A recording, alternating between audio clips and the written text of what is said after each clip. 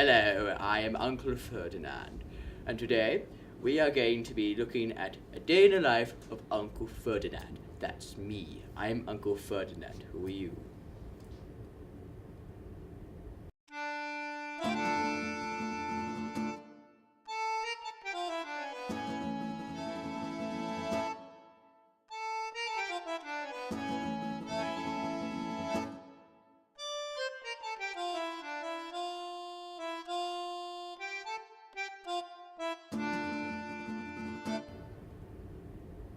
You're a bit quiet today.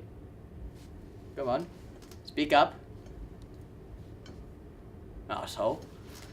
Alright then, if I'm gonna do the talking, then I guess you want to know about me. I've got 6 testicles, all of which are different colors. I have 2 teeth. The rest of these are just plastic pieces of bottle caps, which I've mashed up into teeth. And I wear glasses. Yeah. I guess my normal day, that's not a work day where I go to the fish farm and tenderize all the fish, would be, let's say a Saturday. I've woken up, all my muscles and bones and ligaments are aching from all the tenderizing. So I get up and immediately fall back to sleep for 2 hours. When I wake up, I have red eyes, a long amounts of body hair everywhere, and I have to go shave it off completely, otherwise it will grow so much that I will suffocate and die. So I go to the mirror, I get out my carving knife, which I use to slice meat portions, because sometimes I get peckish, so I grab the turkey, cook it, put a slice in, put it back in the oven, and then just eat it and go on my merry way. So I grab that knife. Sometimes I cut off bits of myself, like cut off my finger the other day. I cut off another ligament. Don't want to know. It was horrible, but was a good experience.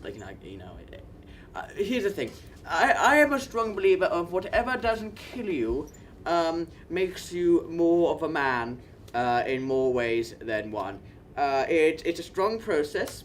Not many people accept it, but I do, for either government backing, to do these odd things in my life. I have the backing from the government. They tell me to live my life, and I, in return, don't commit all these terrorist attacks.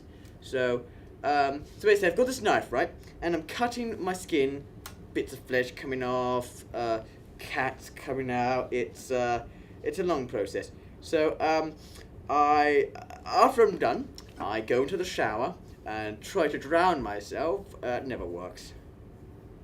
It never works. I step out and dry off with the cat. The cat is a mat, I like to call. It's a mat, basically, that you wrap around yourself. I call it cat because I believe in 1978 my father once killed some Russians.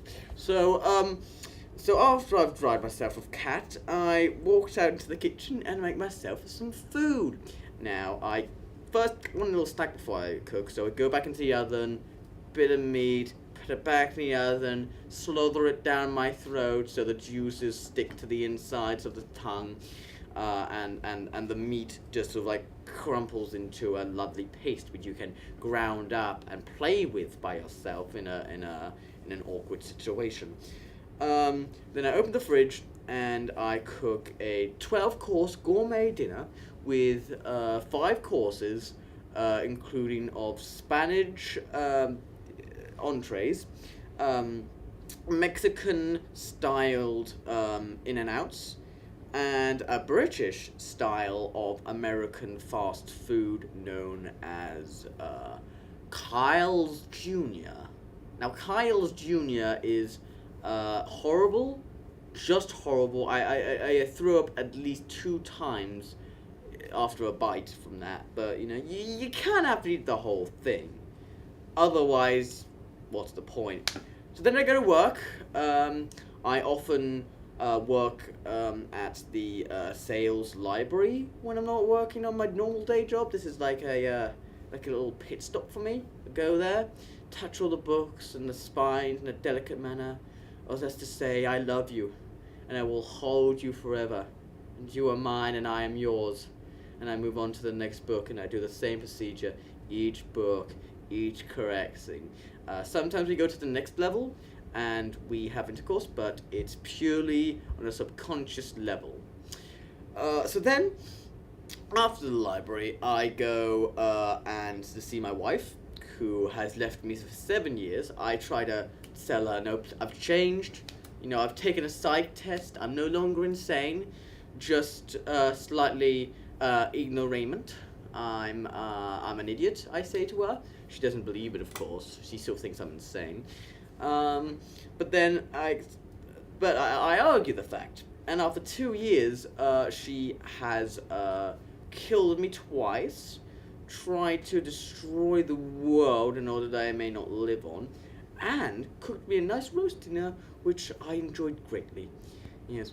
So after that, I watch TV shows. My best one is Celebrities Are in My Pants. It's a reality TV show where celebrities try to have sex with everything that they find. It's a wonderful show. It's they do have a banner that they put it on because of me for something I did. I can't even remember. Back in my youth, it was a crazy time. But they have this warning that says "Do not attempt at home," and then they get right into the meat of it, and then, well, I know they say not to do it at home, but okay. So after that, then I want to go to sleep, but I can't because the doctor said I should never sleep. So I walk into my bedroom and just look at the bed. I look at the bed and I think of what I want to do, which is sleep. But I can't. And you don't know what it feels like. So I go in my bed and I fall asleep and wake up the next day. It's a wonderful life. But it is very, very normal. That's my one thing about it. It's too normal. I tried changing it up a bit, like I tried adding another genital to my body. Didn't work at all.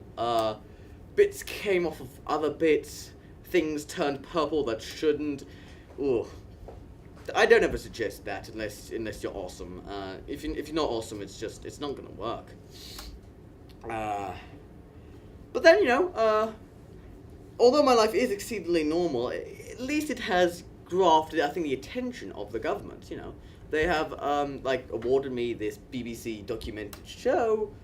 Just talk about my life. The average British American immigrant from Japan living a Southern Eastern Asian life in northern Turkey.